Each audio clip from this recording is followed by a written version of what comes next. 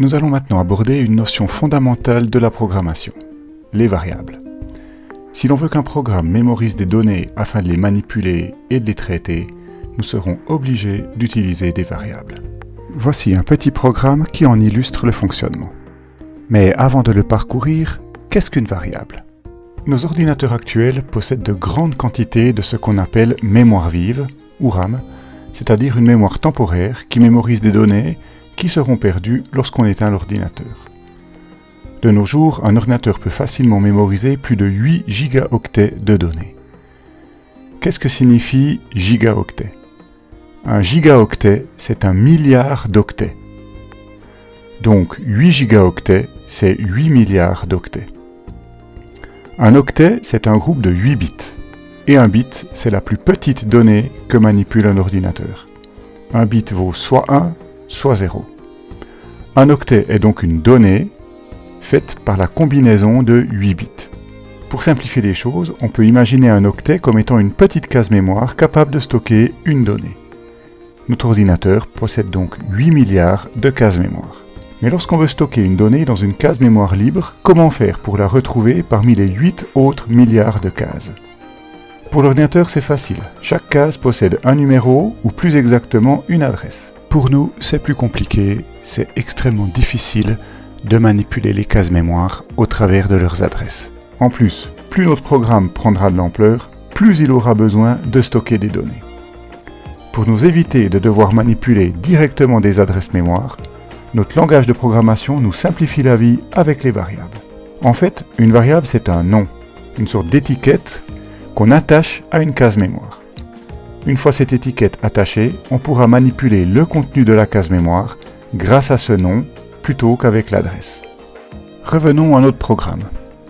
La première instruction est certainement la plus importante car c'est là que la variable est créée. Cette instruction regroupe plusieurs parties. Tout d'abord, on indique le nom de la variable. L'ordinateur choisit donc une case disponible et la nomme vitesse. Le mot-clé qui précède le nom de la variable indique le type de données que l'ordinateur acceptera de mémoriser dans cette case mémoire. Par type de données, on entend par exemple un nombre entier, un nombre à virgule, une chaîne de caractères, etc. Dans notre exemple, nous avons écrit int. Int est l'abréviation du mot anglais integer qui signifie entier. Ce mot-clé indique donc que la case mémoire nommée vitesse ne pourra contenir qu'un nombre entier.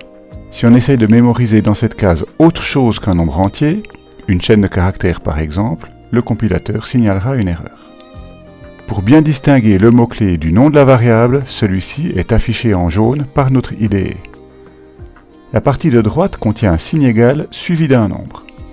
En C++, le signe égal n'a rien à voir avec le signe égal des mathématiques. Ici, c'est ce qu'on appelle un opérateur d'affectation.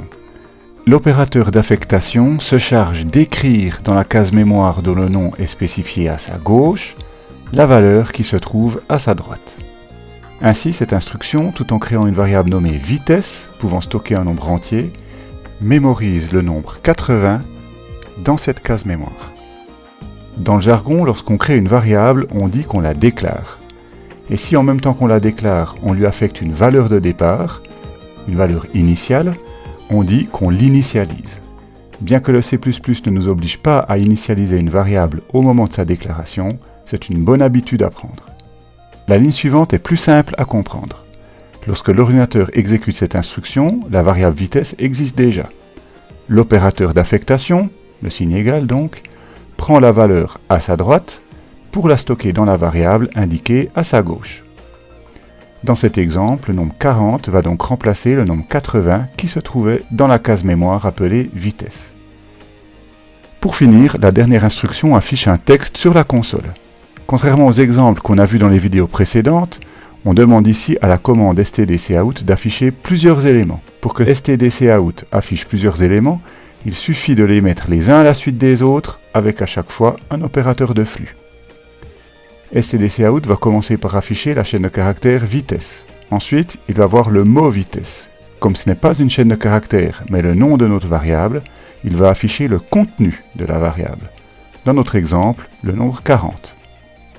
Ensuite, il va afficher le troisième élément, la chaîne de caractères km/h. L'ordinateur atteint ensuite la fin du bloc d'instruction et le programme se termine.